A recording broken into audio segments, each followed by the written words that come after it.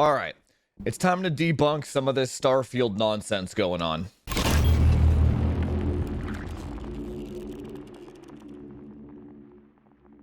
Okay, so first, this is going to be a graphics card benchmark, okay? Me and the boys during the stream found a good spot to benchmark the CPUs, but that's not going to be part of this video. That's going to be the next one. This one is just for GPU-bound scenarios, okay? 2, this channel is for people who want to know about how products perform under max overclocks and tuned systems, okay? If you are looking for how it performs out of the box, this is the wrong channel for you.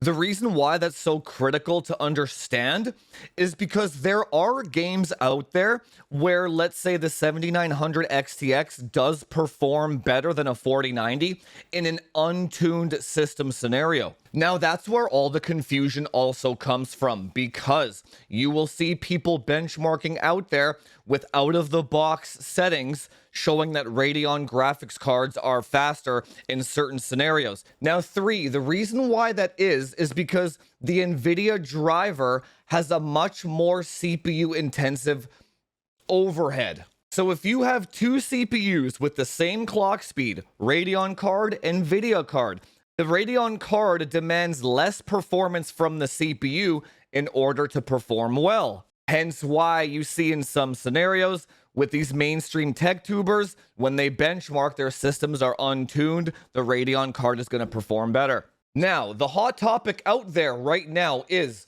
the 7900 XTX is faster than a 4090 in Starfield. Is that true under a tuned system scenario, though? So let's find out. Here are the 2 systems that we're going to be benchmarking with today. Now, the first system is going to be a 7800 X3D, 5.1 gigahertz on the cores, and 6400 megahertz RAM. This is the max performance of this CPU. Now, the Intel system is going to be a 13900 KS at 5.8 gigahertz with 8200 megahertz memory. So we have a 7900 XTX, Red Devil, and this is going to be going up against a 4090 Trio. Both of these graphics cards will also be overclocked to 3 gigahertz each, which you'll be able to see in the Afterburner overlay later on. Now, this is a GPU benchmark video. We're going to do 1440p and 4K, high settings, no FSR, no variable rate shading, no dynamic resolution, just native high textures. Now, let's start with the 1440p numbers.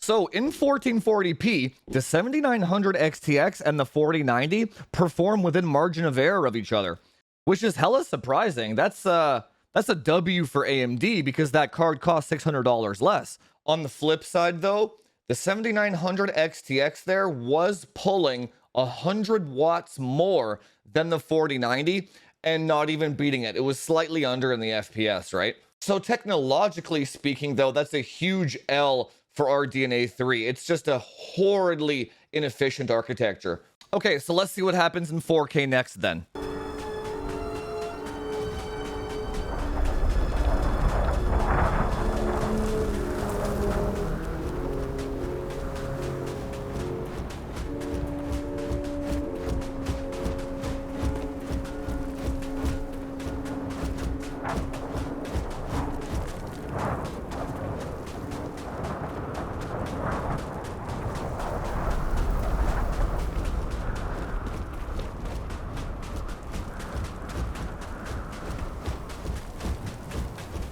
So in 4K, the 4090 is actually 10% faster in the averages, but the 1% lows are the same.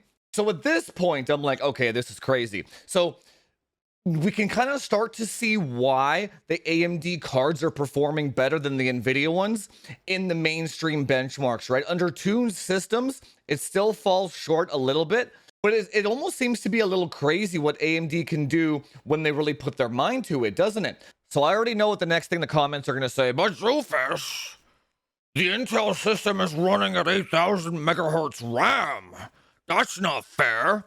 Okay, so let's take the graphics cards, swap them between systems.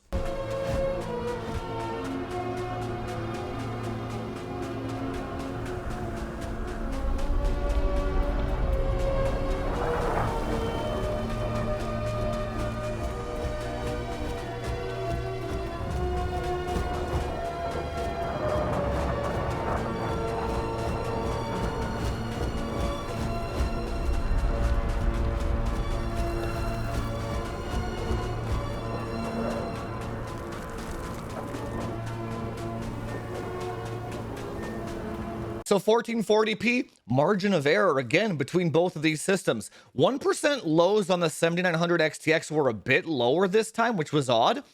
Look at the 4K numbers though.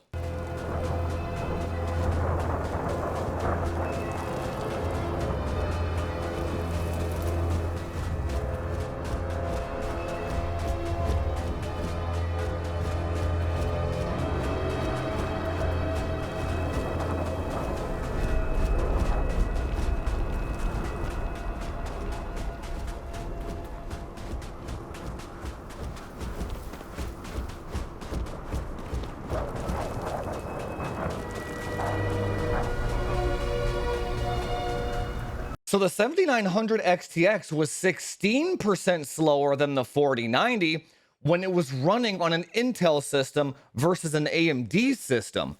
So I actually forgot about this. I accidentally discovered it again.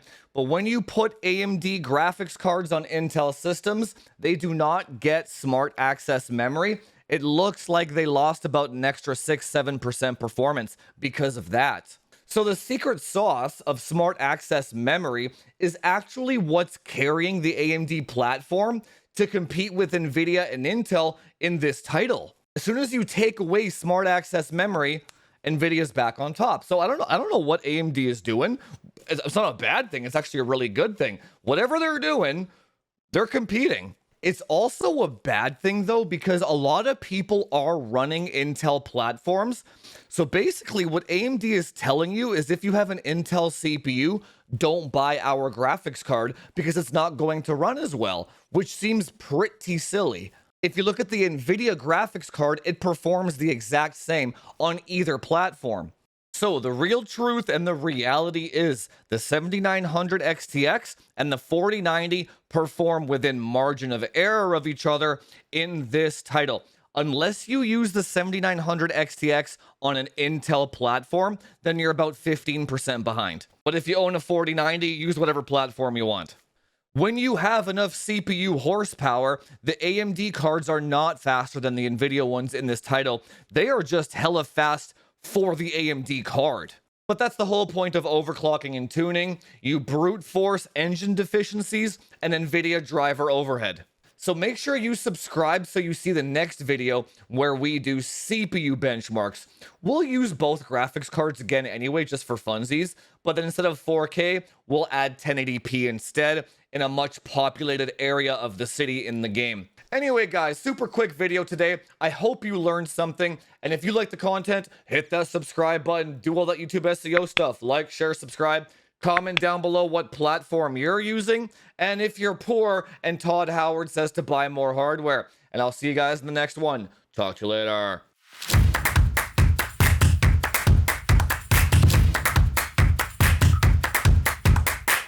Let me try the Intel system, and then I'll know for sure if it's just like AM dip or just general texture pop.